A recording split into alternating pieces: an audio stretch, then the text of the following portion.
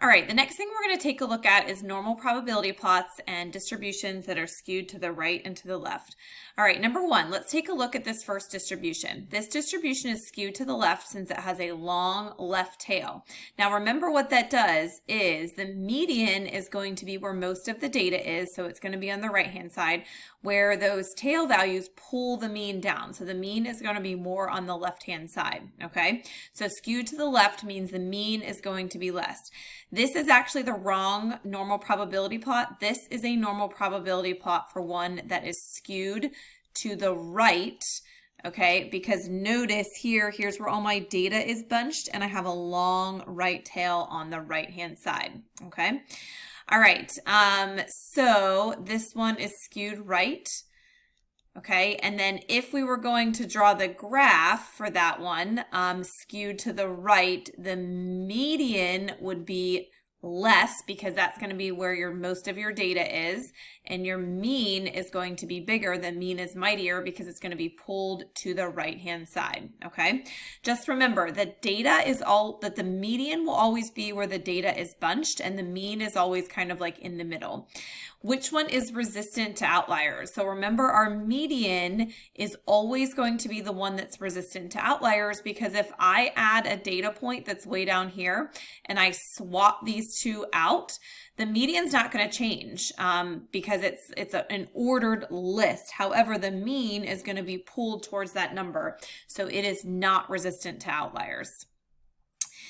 All right, the next thing we're going to review is cumulative relative frequency graph. So remember, a cumulative relative frequency graph, what that does is it adds up to 100%. And at this point right here, so if we go, what is the miles per gallon in the city? If I do 15 miles per gallon, this is about 0%. 20 miles per gallon is going to be, let's say, about 35%. So remember what that means is that's adding everything before it. So when I have 25 miles per gallon and I take a look at that percent, it's going to be this percent plus this percent all added together to get that. It's that point and everything before that, okay?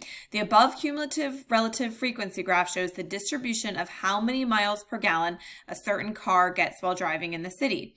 For the 75th percentile, how many miles per gallon does the car get in the city? So here's my 75th percentile, okay? And I'm gonna go down like this. So it's gonna be 25. Now, remember, 75th percentile means at that point or below. So this is going to say 75% of the cars get 25 miles per gallon in the city or less. You always want to make sure that you're stating or less, okay? They get that many or less.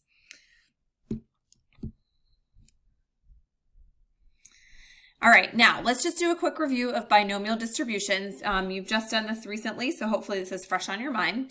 The AP Statistics exam includes 40 multiple choice questions, each with 5 answer choices. Suppose you believe you've forgotten everything and must guess randomly on one of the 5 answer choices on every question. Let X represent the number of correct questions or responses on the test.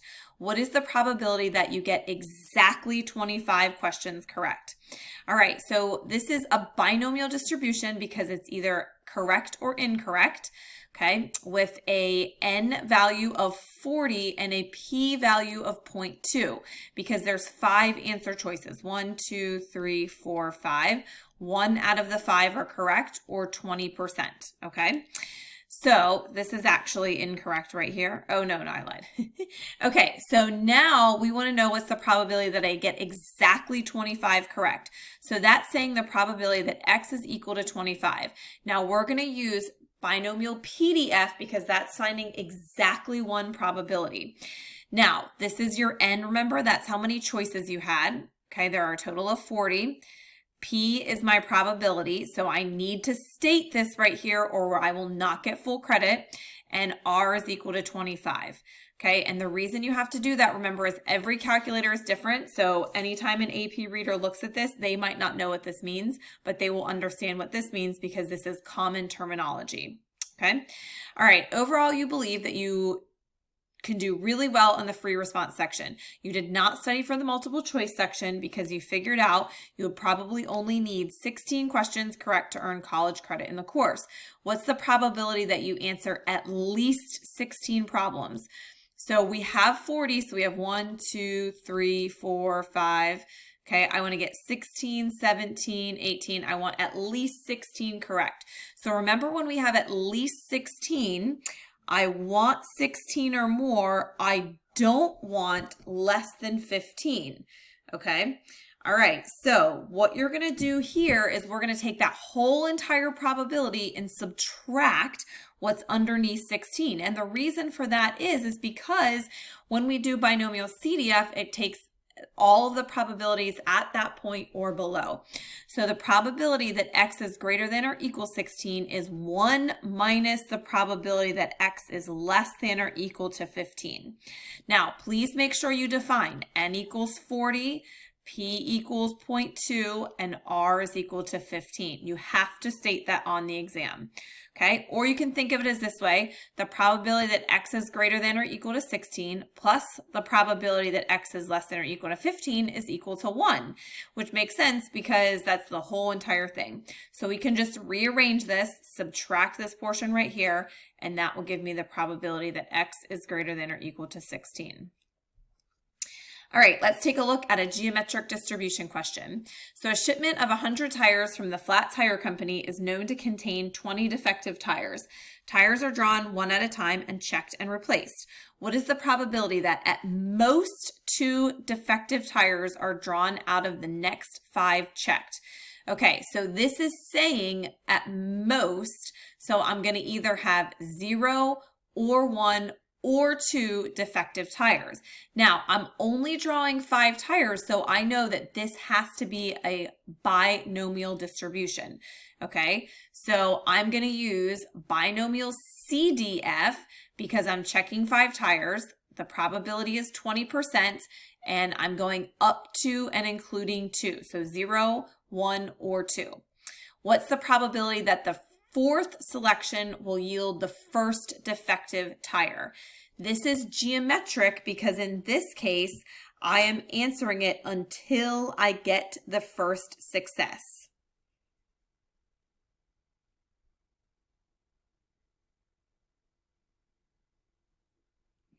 Okay.